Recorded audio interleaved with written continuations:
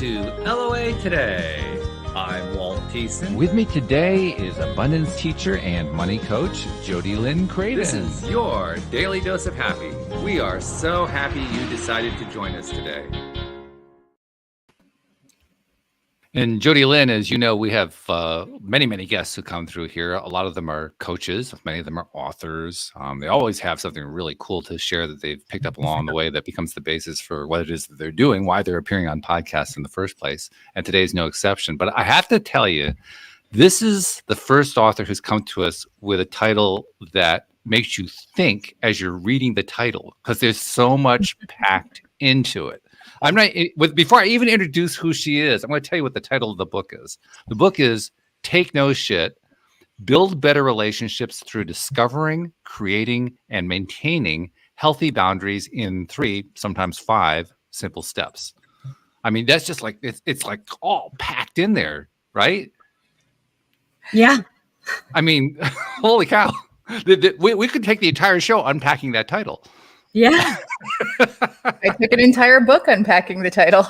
Well, apparently you did, yes. So I should probably bring you in so you can actually talk about that. So our guest today is Heather Claus. She is from North Carolina, and she's obviously the one who created this title and the book that went along with it. But it was very evident to me. You just shared that the title and subtitle with us here before we got started, and when I looked at it, I said to myself, this is somebody who's really thought through her topic. I mean, first of all, you have some balls to put all that on the cover. I mean, let's just give you some credit on that one. But I mean, you really worked through this topic, haven't you? Yeah. Long story, much shorter. Last year in August, I decided to work on a passion project. And for the first couple of days, I kind of sat around twiddling my thumbs, waiting for the passion project to descend upon me. And then it did. Thank you. I realized that I've been talking about kind of writing a book about boundaries for a while. And I thought, well, you know what? I'm going to force myself to do this because, I tend to be a little flighty. I'm going to force myself to do this. I am going to write this book in front of an audience. And so I set up a quick little community and I invited about 125 people. And then I just started posting a chapter a day, every weekday, pretty much every weekday. And, talking with people, getting their questions. I interviewed a bunch of people to kind of like find out where they were and what their questions were about boundaries and where they were in their journey and that sort of thing. And I ended up writing 83 chapters, and I had an outline for like another 30 or 40. And I stopped and I said, oof, I'm writing a textbook and I don't think anyone wants to read a textbook. Yeah, that was my first thought. When you said 83, I said, okay, yeah. How many books in this encyclopedia? Yeah. So I went back and I edited a lot. And I put it into those 3, sometimes 5 simple steps. I made that the structure of the book so that you can go through it step by step and, do your work. And yeah, so I've thought about it probably a lot more than any normal human really thinks about boundaries. And luckily, I've also got all of that extra information that's on the cutting room floor right here to share with y'all. So, which is very cool. We like that. But there's always a story behind anybody who writes a book. There's always a story behind why they ended up writing that book. So when I hear boundaries being the topic, I say to myself, okay, there was a boundaries issue going on somewhere in that background. Oh, yeah. So at 19, I met the man who would eventually become my husband. And we were both fairly young. We were both fairly dumb in the ways of relationships. And he had an undiagnosed mental disorder, borderline personality disorder. Ooh, and wow. He had been managing that through physical exertion. He was a physical trainer. And he'd been managing like the endorphins through, physical exertion and so on and so forth, had kind of, kept him mostly even keel until he injured himself a few years in. And we started the cycle of episodes and drinking and alcoholism became a part of the issue, and emotional abuse, all piled on top of the fact that we were both young, we were both kind of dumb, and we weren't really a good fit to begin with, despite the fact that we fell in love. So we, even if everything else had been perfect, we probably would have been harming each other just being together. Wow. We were great for a fling. We were not great for, a lifetime. Mm. And I do not blame him for what happened. I do not blame myself. I did, however, spend quite a bit of time looking over what happened in our relationship and what steps I could have taken at different points to prevent a lot of the harm that was done to me. And I realized that, like the first time he took money out of my wallet without asking me, I could have done something then. By not doing something then, that encouraged the second time. And by not really, putting my foot down the second time, that made the third time that much more likely. And there we began a cycle of no consequences for craptaculous behavior. And honestly, I gave a lot of it back. Ultimately, passive aggressiveness and, emotional manipulation in order to get around the, yelling I thought might be coming and that sort of thing. I lied in the relationship because, I didn't want to deal with him blowing up about something that, I didn't think was a big deal. So I wasn't an angel. But once I got out of that, I, spent that time thinking about it and what could I do? And then I've spent the past 16 years figuring out, writing about my relationships, writing about what I think about relationships. And over that time, people have said to me, hey, this is really helpful. The way you have thought about it, the way you've broken these things out makes a difference to me.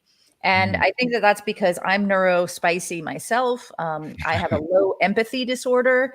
And so I've had to kind of figure out how to be human in a way that most humans do naturally. So I can kind of look at what we all kind of take for granted and the socialization that we've been given. And since that never really worked very well for me, I can look at it and say, well, here's why it didn't work for me. And then other people are like, well, gosh, it's not actually working very well for me. So yeah, so I look around and I see people who have, I call them craptaculous boundaries, right? I have a chapter in my book where I say it is not your fault. You have craptaculous boundaries. We are raised to have poor boundaries. We are socialized to have almost zero boundaries. We are not modeled good boundaries in our family, in our friends, in the movies, in the books we read. And so it's no surprise that we're really bad at this. Well, to be perfectly honest, it sounds like you and your ex kind of that you jumped into the deep end just because of what you guys were bringing to the relationship. I mean, borderline personality disorder. I'm no expert on it at all, but from what little I know, I mean, that's one hell of a disorder that creates all kinds of crazy chaos, and that's just the starting point. Yeah, absolutely. And we jumped in because, we were both young and we were both in love, right? And the whole love conquers all. And then once you get into that relationship, I don't know about y'all, but I was taught, I was socialized to believe that relationships, once you commit to each other, they should last forever, right? You should put everything in there. And I put everything in until I didn't have anything left. And that's when I said, I can't anymore. And again, that's really a key element too. I mean, when we're talking boundaries, what you just said right there, that's really a key part. Realizing I just can't take this anymore. Yeah. Yeah. And I mean, even better if you can be like I am now and say, realize I'm not going to want to take that. Yeah. Right. I don't even want to put in the effort. People will be like, well, I deserve a chance. Yes, you deserve a lot of chances, but you don't deserve them from me. or to any specific person. Yes. What you Yes. deserve is you deserve to find your people. Yeah. Right. And that's like, I'm not everybody's people either. And that's okay. Right. Mhm. Yeah. Being okay with who you are and with who the other person is. And if they don't really mix, then they don't really mix.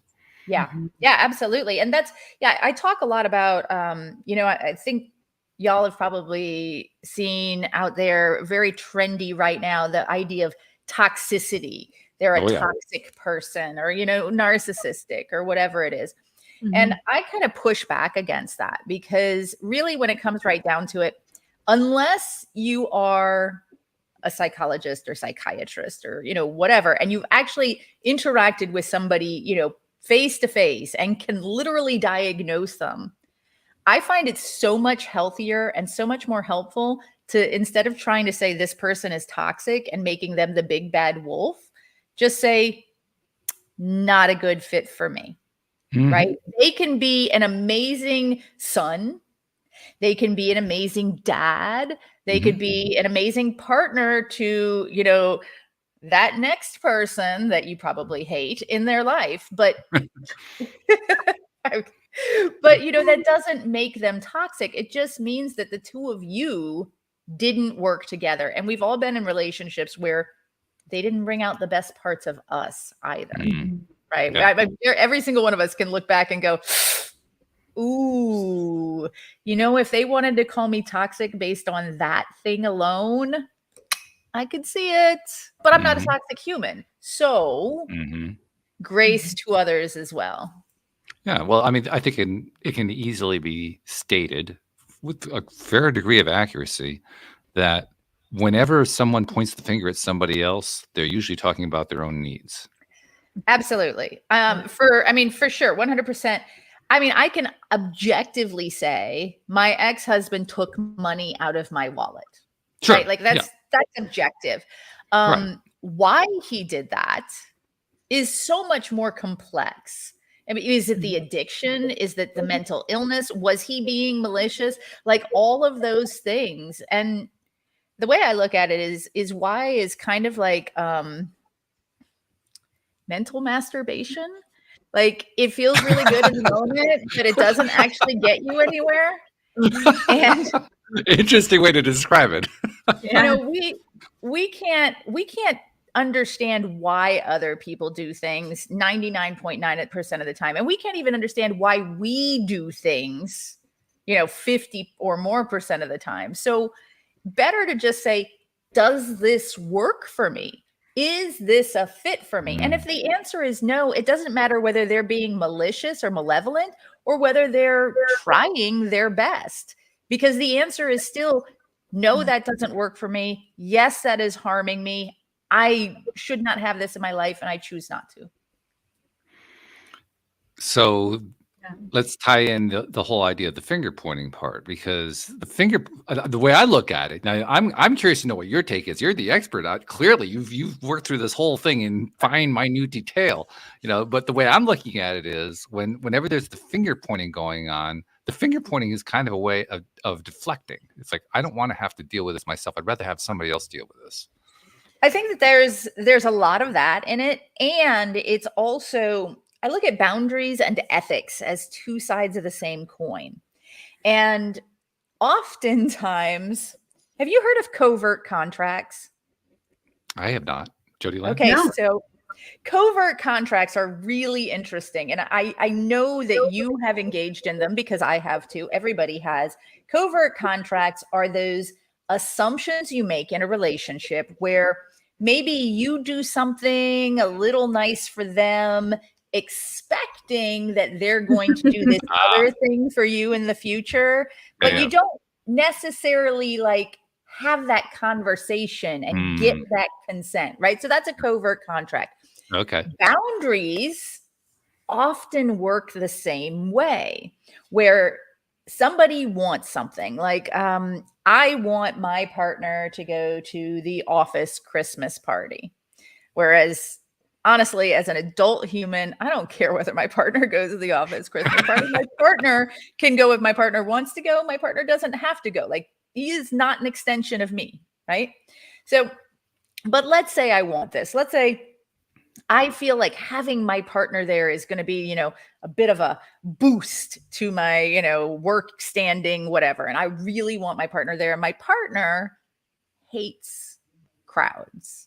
So I'm kind of like, okay, I'm going to come on, please. This is really important to me. Everybody else is going to be there, and my partner thinks, okay, you know what? I'm going to give her this so that the next time I stay out late with the guys drinking, if she brings that up, then I can come back with, yeah, well, you know how miserable I was at your office Christmas party? Right? So people will squash or let others trample their boundary as a sort of manipulation of or for future benefits. Yeah. And when you look at the codependency cycle, if you look at the empath narcissist cycles, if you look at, all passive aggressiveness, right? Sure. All of that is okay. I'm going to kind of let you get away with something, and you're going to know you're getting away with it, but you're going to think you're winning. And then later, I'm going to do the same thing because we have been socialized to believe that relationships are either control or be controlled. Yeah. Yeah. And there are people who take that to art form levels. Oh, yes, absolutely. Absolutely. Whereas I am of the belief, in fact, the last thing I want is to control somebody. I don't like the word control when it comes from human to human. I mean, when it comes to, playing a video game, right? Yeah. The TV remote control, I'm fine with that. But when it comes human to human, I really look for collaboration. What do we both want out of this relationship? How can we put the things we want into the relationship, leave the things that we do not want out of the relationship? And how can we co-create our best lives ever together, the communal life that we live, and separately when we do things apart? Yeah. I'm glad you included both of those elements too, because we tend to leave one or the other out. Yeah, absolutely. And it's a balance, and it's going to be a different balance for everyone. Like I talk about what I call the relationship sweet spot, which is a Venn diagram, right? And so you've got, your one circle is this is what I want. You got your other circle, this is what you want. That overlap, that's the sweet spot. That's where you build your relationship. Everything outside of that, that's not in your relationship. It's still in your life, right? You want something. That's still in your life. Jody Lynn, you want something. That's still in your life. But this podcast, this project, and other things that you work on together that you both want, that is the sweet spot of your relationship. Right. But you don't have to bring in, your secret love of bottle cap collecting, because Jody Lynn has no interest in that. And Jody Lynn's, breeding prize hedgehogs doesn't go into this whole thing because ESPN.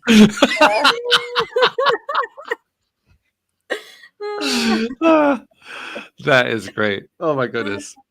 All right, Jody Lynn, I got to ask you. I mean, when you're hearing what she's talking about here, obviously boundaries, that's something we've all had to face at one point or another, particularly if we've had those crash and burn moments in our lives, which most of us have had.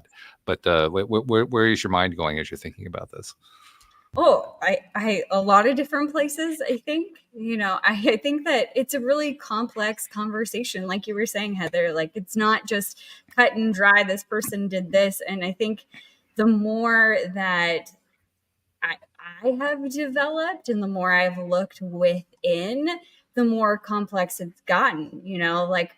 There's a lot of times where I didn't know why I was doing or thinking a certain thing or doing a certain thing until I stopped and asked myself, why am I doing that? why am I being an asshole? Or why am I like, expecting this or feel this pressure in this way? And we've talked about this lots on the show, but it's hilarious. You're talking about control. And the very first thing that I thought of was my ex-fiance before I met my current husband or whatever, right? The night that we got engaged, we were not my husband, but the ex. We were in Quebec City and we went to this, whatever. We're going to these different hotels and having a drink or whatever. And, he says to me, what do you think, what does marriage mean to you? And I was like, partnership and collaboration and creation. And, I'm saying a lot of the things that you were just saying, Heather. And I'm like, what about for you? And he like turned and he looked at me and he said, ownership. Whoa. And then 2 hours later, he asked me to marry him, and I still said yes at that point in time. Wow. But like, what a red flag that our value systems and obviously the boundaries that I had for things that I wanted in my life were non-existent, and our values were not aligned. Like, thank God that crashed and burned. And actually, it's a joke between my now husband and I. Like, whenever he's trying to be funny, he'll be like, "What's marriage?" Ownership. Ownership. Seriously, who says that? It's just, My partner and I say things like that all the time. Yeah. Like, what's that? yeah. Yes. Yeah. Yeah. That's yeah. And it's funny because, when you said that, I immediately thought, you know what? I know some people that would get along fabulously with him. Because, no, seriously, like, I love it. In my bio, I am. Works, though. I mean, seriously, I want to know how that relationship actually works. You got two people who want ownership. No. He believes that marriage equals ownership. The other person might also believe it, but then if all they have to agree on is who's doing the owning, right? Like, so. But that to me is a big assumption. You never know, because I've engaged in and taught alternative lifestyles all across the country and around the world. And some people, rather than, fuss and fight at each other over equality and why haven't you done this? Well, you were going to do it and whatever. Some people just set all that aside and go for a power exchange relationship, right? Mm-hmm. Where one person takes the bulk of the responsibility for the relationship and the other person gives up their power in exchange for that responsibility, and often does like the bulk of like the housework and so on. And they agree upon it. The key, though, like Jody Lynn said, Jody Lynn and this ex were not compatible. No. The key is that the people who do this, they both want that and they negotiate it and they choose it for themselves together, right? Like, not unlike if, Walt, you and I decided to, climb Mount Everest, right? Like, if that's something that we want to do, no matter how crazy it is to anyone else, and we collaborate on it and we negotiate who's going to be in charge of the food and who's going to be carrying, the bed pack and everything like that, that's fine, because we're making it work for both of us. So yeah, and that's boundaries, right? Yeah. Well, yeah. I mean, if you got two people who are ownership driven, you better have pretty damn good boundaries, because you're going to be fighting tooth and nail if you don't.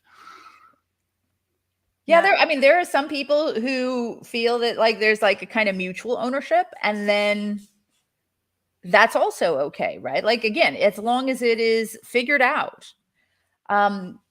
Even people who disagree on a lot of fundamentals can have a successful relationship when they understand each other and they also give each other the right and the space to disagree, right? And to do the things that like not go into the office party, well, I don't want to go to your office Christmas party because I'm Jewish, right? Like, okay, that is absolutely, you're right. Things like this, like we all have differences of opinion, And what you want to do and what I want to do does not have to be the same thing in order for us to value what each other brings to the table.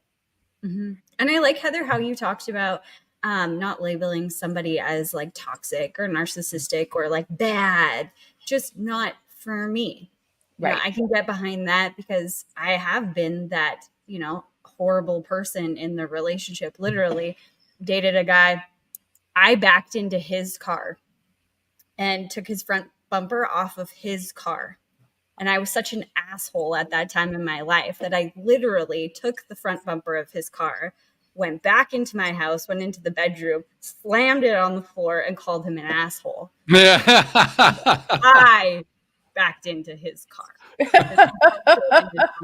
Like, just obviously, you know, we've all done dumb stuff in our lives. There's been a person that we didn't want to be, and it doesn't mean that you're all bad. And perhaps that person brought a little bit of that out in you, but you know, you're just not a good fit, and that's okay. That's okay. Yeah. Yeah. I mean, that's huge. You know, I have this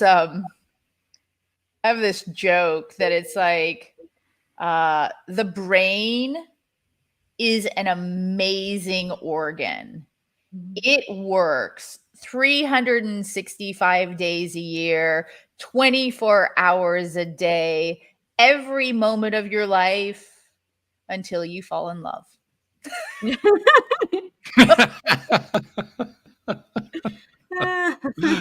Interesting observation. And then it just dribbles right out the ears, right? Like you're done for at that point. Which, I mean, obviously it is a joke because I do not believe that. I believe that you can actually, if you set good boundaries, you can actually determine who you're willing to fall in love with. Mm-hmm. That said, again, we are socialized to fall in love. Like we just sort of tripped over a painted line and stumbled into love and had like no control over the situation. And then, you know, if we get upset, then, you know, they get to stand outside our room holding a boombox up high, you know, winning our love back with some sort of stupid stalky gesture or whatever it is. And this is what we believe love is supposed to be, right? Like we don't, there aren't a whole lot of movies or books or whatever that we want to watch or read that show us real life, because we're trying to escape real life by reading and watching movies. Mm-hmm. So yeah, it's frustrating. I also think that in our society, we're not taught to spend a lot of time with ourselves, learning about what is it that I truly do want, what makes me happy, and where is that line for myself, and being okay with drawing that line. Because I think the other side of boundaries is that, I don't know, pressure or guilt that is often felt with, you know, setting that standard, like, no, this isn't okay with me, and being okay saying that, and whatever result may result in you saying it. Why you got to rip my heart out like that? Yeah. I thought you really loved me. Like emotional manipulation comes right out there. Yeah, I actually, so boundaries is a deep topic, right? Like you can get super deep and touch on trauma and past relationships and all sorts of things. So when I wrote this book, one of the things I tried to do is I tried to make it fun. I write like I talk. So, you know, I've actually had, my book just came out 7 days ago as of this recording. Wow. So, congratulations. Thank you. And I've gotten 2 reviews on Amazon, and one said that they felt like I was talking to them like a friend. Nice. And the other one said that it was as fun as like searching for memes on the internet. Like, as funny as a comedy show. And like, so I've actually got illustrations throughout the book, and one of the illustrations is this like beautiful, you know, feminine hand holding a human heart, and it's like, why would you rip my heart out like this? You know, the idea that people can hand us guilt or try to make us feel shame for setting boundaries is incredibly entrenched in our society. Like it's okay for people. What do you mean? You know, like Jody Lynn, you said you'd go out to dinner with me tonight. Like, what do you mean you're just not feeling up to it? Like, you said you would. Work can wait tomorrow. Like, you don't have to get in early. Like, come on, you promised. Like, I need you to go out with me. Come on. Like, seriously, are we adults or are we like 5-year-olds? You know, that's Well, it depends which mood we're in, I guess. Yeah. I mean, seriously. it depends on whether, you know, we care about their boundaries as much as we care that's about good. our own. Right. Right? Yeah, we forget about that. Too. Like, we create all of these meanings of like, oh, well, you know, I just got to do it this one time because it means so much to them. And if I don't, then I mean, you know, they're going to be upset with me and it's going to mean that I don't love them and blah, blah, blah. Like all of these things, this inner dialogue that we have with ourselves that we never really say out loud. And we often don't even realize that we're having that dialogue, right? It's just all of a sudden we just feel so worn down and, you know, our brain defaults to the pattern of, okay, I'm going to do it. Right? And just get through it. Yeah, it's challenging for sure. And it's not our fault that we have these terrible boundaries. And so earlier, you mentioned the subtitle, which talked about the just 3, sometimes 5 simple steps. So the steps are: step 1 is set your boundary. Step 2 is say your boundary. Step 3 is review. Step 4 is repeat it. That's an optional one. And step 5 is change. That's an optional one. So in step 1, and this is, you know, for you, Jody Lynn, where you were saying, you know, sometimes we don't even know. In step 1, I go through the 6 main types of boundaries, and each one is broken down into different parts. And there are questions to ask yourself about like how you feel about emotional boundaries, material boundaries, intellectual boundaries, sexual boundaries, physical boundaries, and time boundaries. And so like there are questions to ask yourself to get yourself learning more about boundaries. And then we also have an app, a daily boundaries app that's absolutely free. And every single day it gives you one question to ask yourself.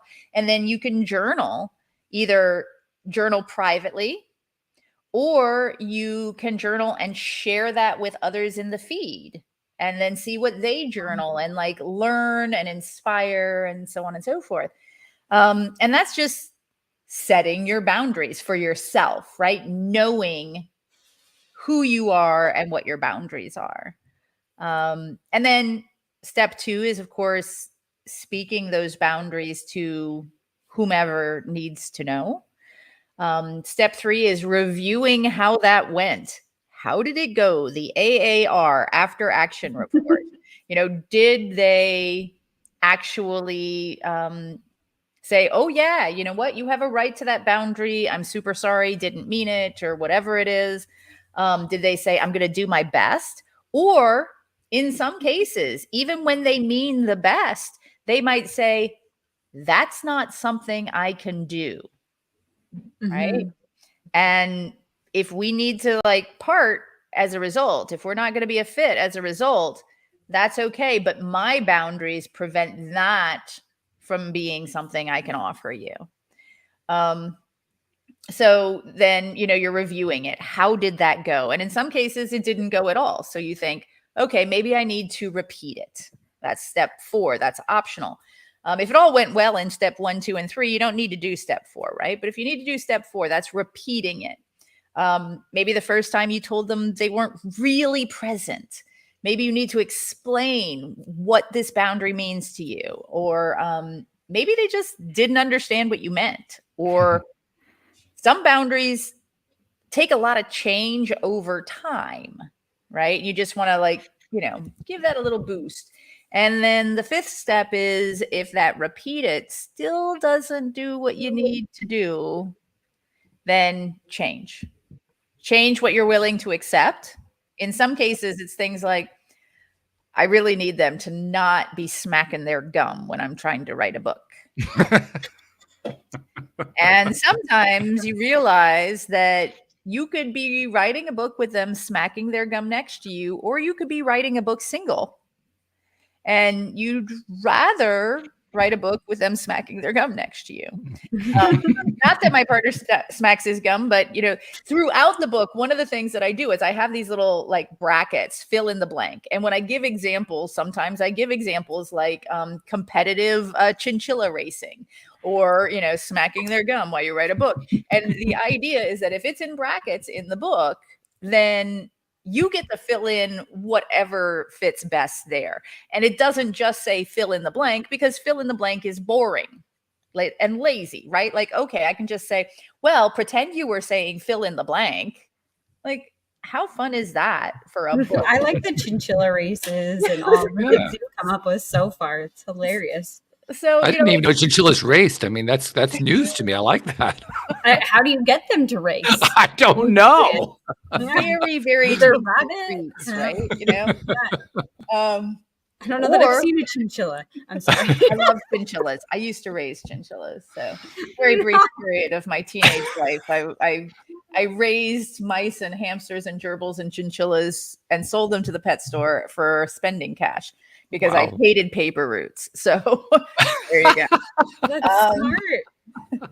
Yeah. So you can change what you're willing to accept, right? Or you can change your relationship, your situation.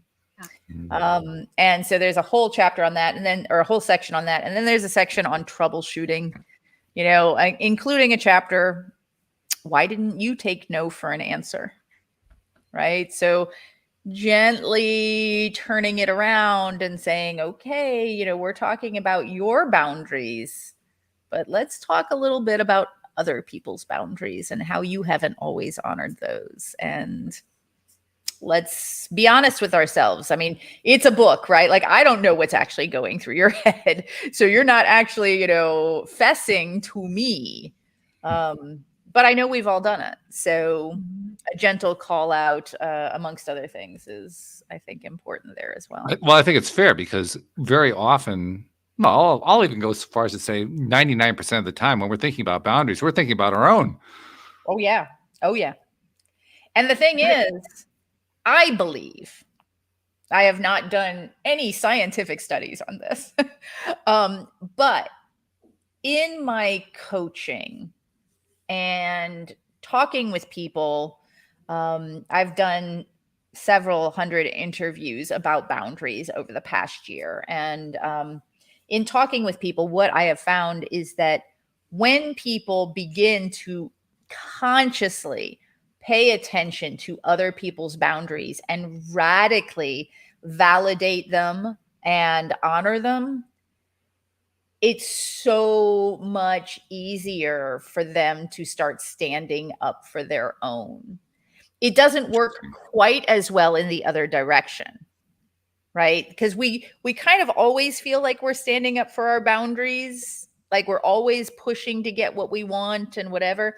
But it's only when we start really realizing how individual other humans are in our life, and that they have a right to spend time with us or not, as they see fit. And honestly, to turn it to the point where I only want people in my life who are thrilled to be spending time with me, who want to do the things with me that they do with me. I don't ever want to learn that, one of my friends didn't really want to do XYZ with me, and they did it anyway because they thought I'd be upset, right? Like, that would hurt my feelings.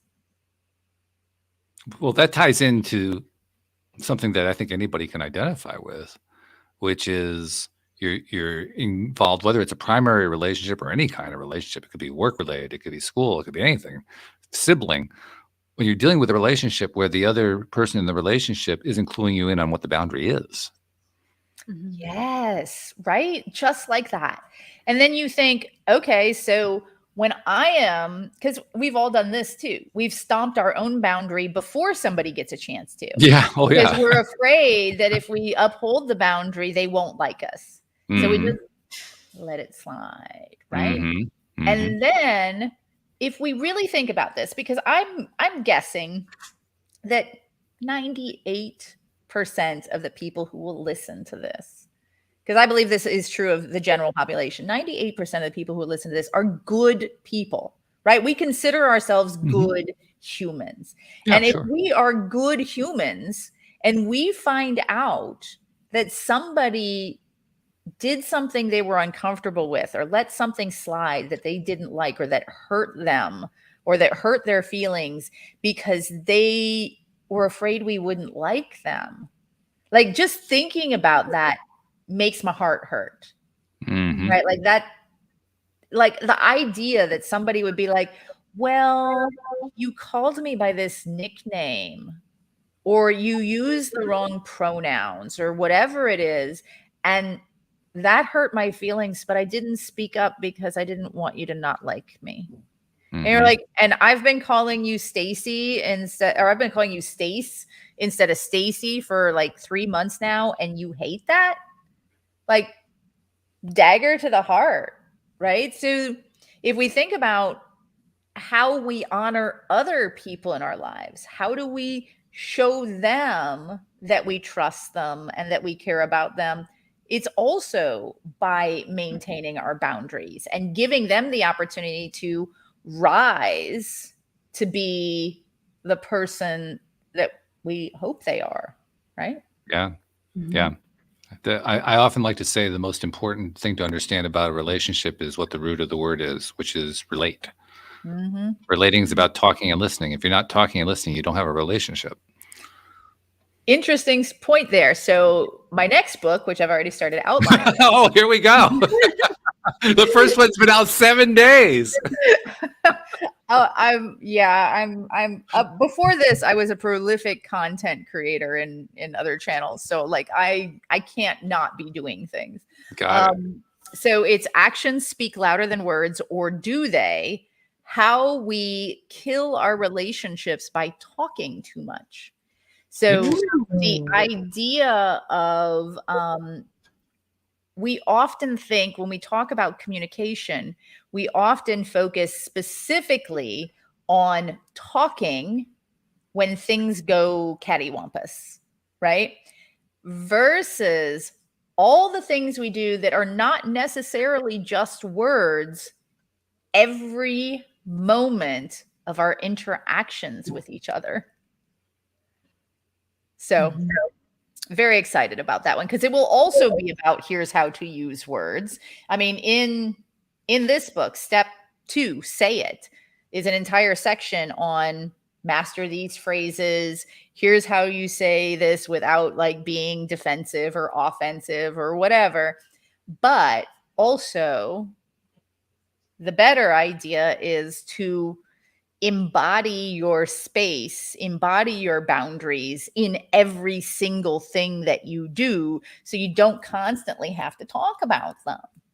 I don't know. I have mixed feelings about that, to be honest. I'm Yay. curious to know more about the thought. Well, the reason I have mixed feelings is I'm recently divorced. I was divorced this past winter. The relationship broke up actually about almost exactly a year ago, about a week from now.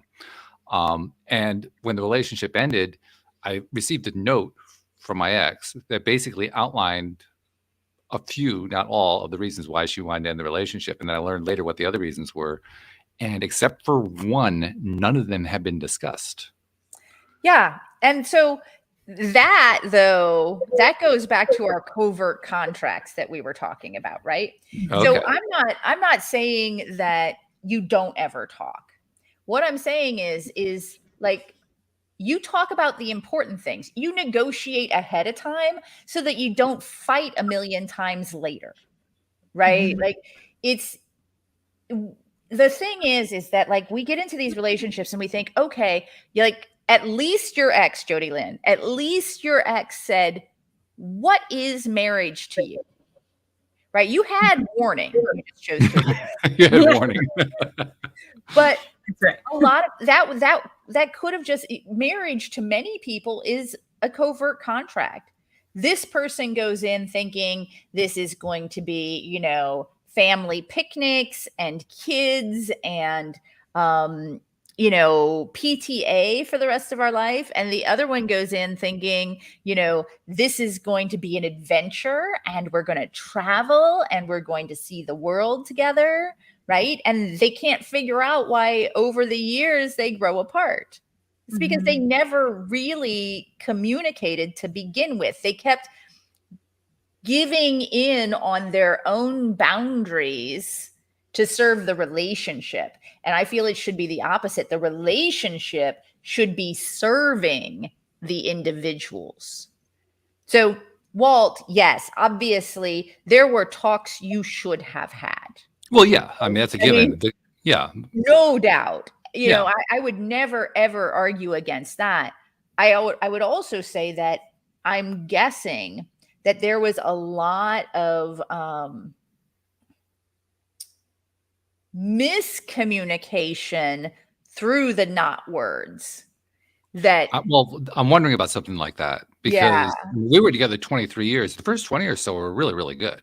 It started to fall apart the last few years. And those last few years, it could also be, you know, there's so much life change. Right? Like, you know, kids leaving the nest, and all of a sudden you realize that the one thing that kept you together is not there anymore. You know, that happens to people as well. I mean, I deal with people from all different, you know, parts of their lives and so on and so forth. But yeah, I mean, it's what do we do on a daily basis? You guys, you two know about John Gottman. He did these studies in New York City where he filmed couples interacting and like talked with them and so on and so forth. And then he could predict successfully with like a 98% success rate. Oh, I remember this. You know, who would be together 6 years later, who would be happy, who would be broken up. And one of the things that helped predict that was the not just word language between the two of them, the bids for attention and the turning toward or turning away from that bid. So if you're sitting on the couch, as I often do, reading a book, and your partner is watching TV, and your toes are cold, so you kind of like bury your toes under their thigh, right? So you're like kind of pointing out, and do they kind of swat you and like make you go away because you're invading their space? Do they completely ignore you because they're engrossed in sports ball? Yay, sports ball. Or do they, you know, just gently reach over and like, you know, rub your legs, you know, while you're reading and they're watching sports ball, right? The bid for attention. How do we engage with each other when we don't have to say words? How do we say the right words when we need to say them so that we can avoid all of this like busy talk that, you know, when people say, oh, I'm having troubles in my relationship, and people say, well, you've got to talk. And then you get together and you have those marathon sessions until like 3 o'clock in the morning where you're both just freaking exhausted. And you're like, okay, whatever. Right. And you just fall asleep because, you know, boundaries. That is not something I'm ever willing to do again. I get that. Yeah. I like going to bed between like 9 and 10 p.m. and having a nice schedule. I get up early, you know, 3 a.m. crying sessions. Not my cup of tea. No. It doesn't do a whole lot for the sleep cycle either. No.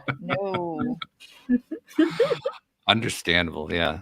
Boy, I mean, just in the short amount of time we're looking at this, and we've been doing it for 48 minutes, it reinforces just how big of a topic this is. No wonder you had 80. I'm surprised you didn't have more than 83 chapters. I'm surprised you didn't have like 830, to be honest. Yeah, how did you whittle it down to 3, maybe 5 steps? So the way I looked at it was this. I figured out, okay, what are the most important steps, right? And I broke those out. And then I said, what is the critical information that I want anyone to be able to access by, you know, holding this digital copy of a book, listening to the audio, or, you know, holding the print version. The audio and print version will be out in late October if all goes well. So that was the key. And then I started looking at it and saying, okay, this, like, for example, I had essentially an entire section, not just a chapter, but a section written on gaslighting, manipulation, and scunnery of the worst sorts. And scunnery. Ooh, I love that word. That out. And I made it into an online I made it into a webinar, an online presentation that goes into the book, the online errata, extras for the book. Like I put it in there, and it might even become like one of those, like, those little mini books you can get on Amazon for like, $4.99 Yeah, sure. or whatever. It might become something like that. Same thing. Lying. Like I had an entire section on setting boundaries around lying, because it's not about if they lie, it's about when they lie. Humans lie, right? Like you're never going to have a long-term relationship without any lies. It is not possible.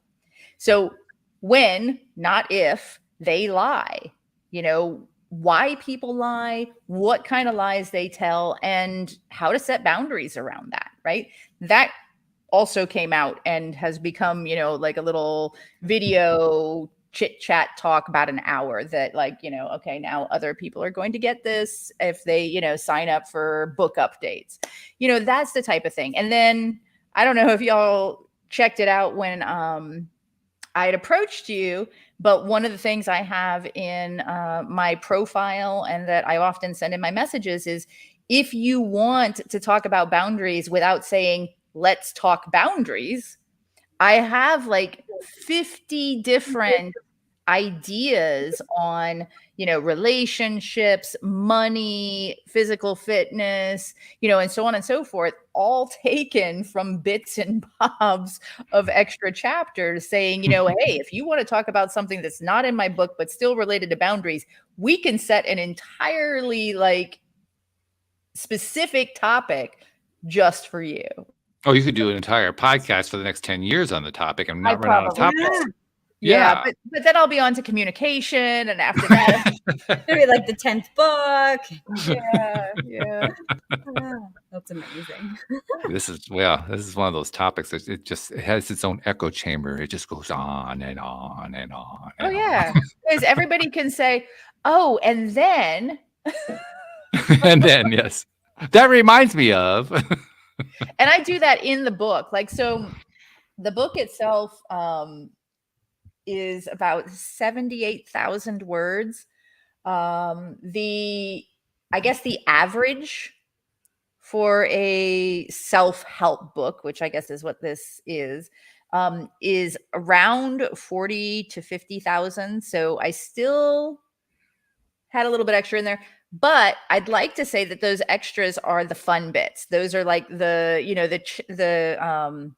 examples. There's an entire section on having a discussion. Like, here's what was said, and here's the back and forth, and then here's the review. Here's how we felt it went, type of things, just to give you examples of these things. And there's also a lot of like silly stories. Like there's the story of the coffee fairy, and then there's the story of, why do you always overthink things? Why do you always overfeel things? And then there's the story of you have a really great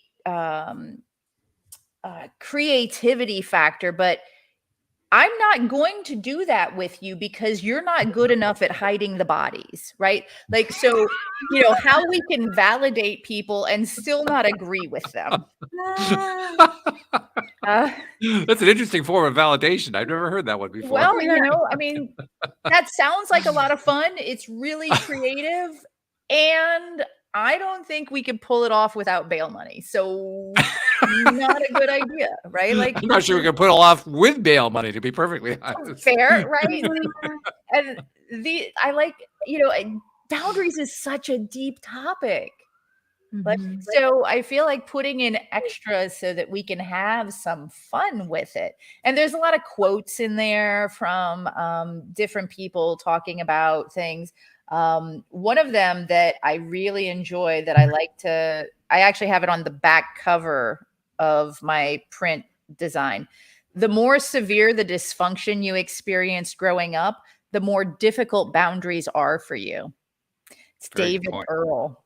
Yeah. And that kind of sums it all up. Like, and even if you didn't experience major dysfunction, once you got out of your family home and you got into your first relationship, your boundaries immediately started getting stomped, right? Like, because that's what kids do to each other, right? We try to get our way. Mhm. And I guess that's that. I just sort of had an epiphany here.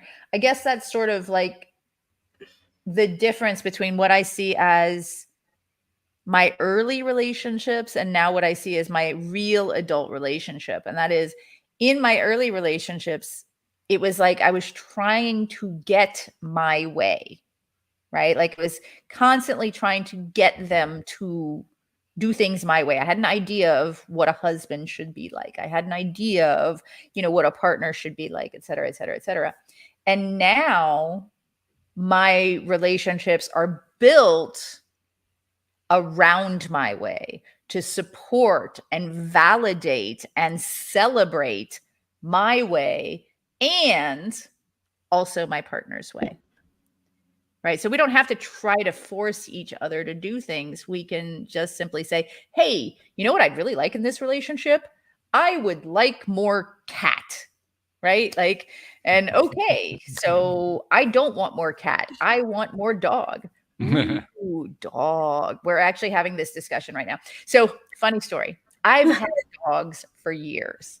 For 22 years, I was an enthusiastic amateur dog trainer. I did competition. Oh, wow. I did show. Like, I love dogs. I had big dogs. I had Dogo Argentinos, which are fairly large. And so I said to my partner not too long ago, maybe about a year ago, I was going to be going through some surgeries, and I decided that, one of my hobbies during these surgeries was going to be dog. I have puppy fever. I miss having a dog. We have a cat. I miss having a dog. So I said to him, I want a dog. And he's like, I have had trauma with dogs. He got a dog. You know how like people get dogs when they're young adults because their parents had dogs. So they think they know how to handle the dog, but they don't know how to handle a dog. Mm-hmm. He had trauma. Like he got the most active, crazy dog ever. Oh, and dear. like, had no idea. So I decided that I want miniature bull terrier because we live in a condo downtown. I don't need a gigantic dog. He's decided, his parents had Dobermans when he was young. He wanted Dobermans. Oh, boy. So we would send each other Instagram videos. So he sends me an Instagram video of a bull terrier that has eaten its way through the couch cushion and laying in the mess. And I send him a video of a Doberman like running and jumping over a couch and landing on the glass coffee table. And so we're having like these little dog wars, right? Like, just, and I have told him, and I will tell you, because this sounds like we're all being very manipulative, but we're not. It's all in good fun. I have told him over and over and over again, I will never get a dog until he's like, I absolutely want a dog, right? Like I am ready. This is something I'm going to commit to. But until then, we're going to bombard each other with like, look how awesome my breed is and how terrible yours is. And, vice versa. And we're just like, and then every once in a while he throws in an Australian cattle dog as a mixer upper, which is probably the most difficult dog in the entire world to train. But yet, he loves the way they look. So of course, that's what he's going to throw at me, So again, this is one way that we can negotiate boundaries. We don't have to like constantly talk to each other about dogs when we can simply send memes and videos at each other and make each other laugh while we try to figure out whether or not we could fit a dog into our lives. This is like the negotiation leading up to the negotiation is what this really is. Absolutely. Absolutely. Yeah. Oh my God. I'm exhausted thinking about it. It's so much fun. It's just so silly, right? Oh, wow. Well, I knew we weren't going to be able to do justice to this in an hour, and we haven't, but we've done pretty well considering. I think we've covered a lot of topics. Yeah, I mean, well, I think your 3, sometimes 5 steps certainly helps. I mean, it provides the context, right? It does.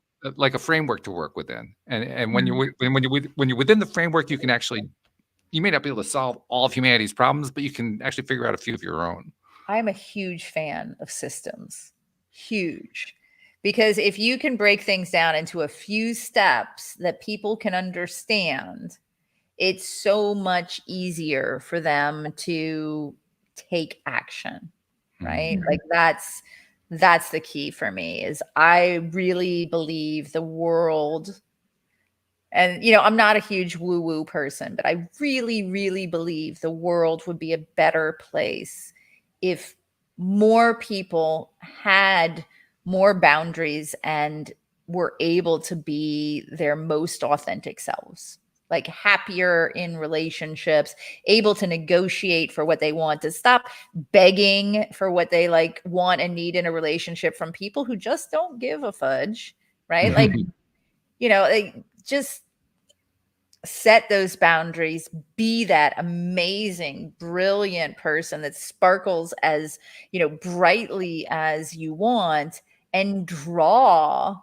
the people who want that person to you instead of making yourself less for the people who demand that you be not all that.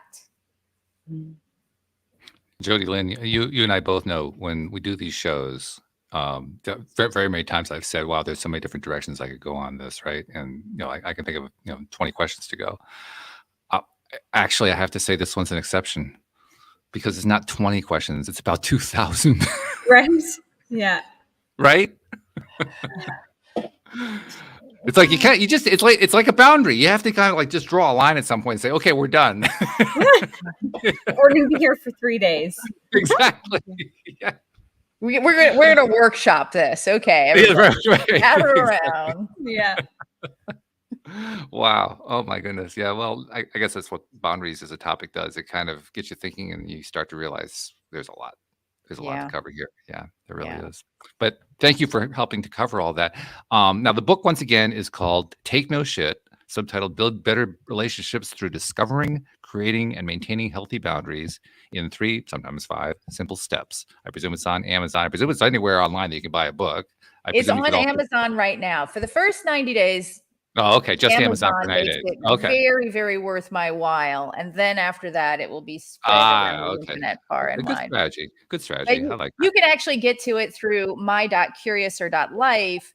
That way, if you're on Amazon US or Amazon UK or Australia or whatever, I have links to all of those.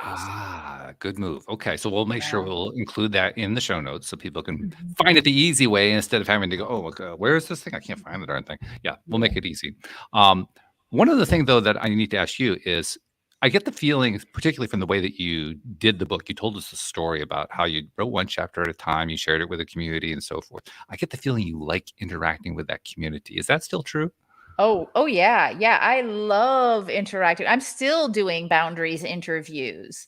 And I'm taking some of those and actually pulling out some of the conversations, anonymizing them, and then working with them. I'll be putting those out on social media so other people will be able to hear some of the conversations that I've had with people about boundaries. Okay, so somebody listening to the show wants to have a little conversation. How do they reach out and find you?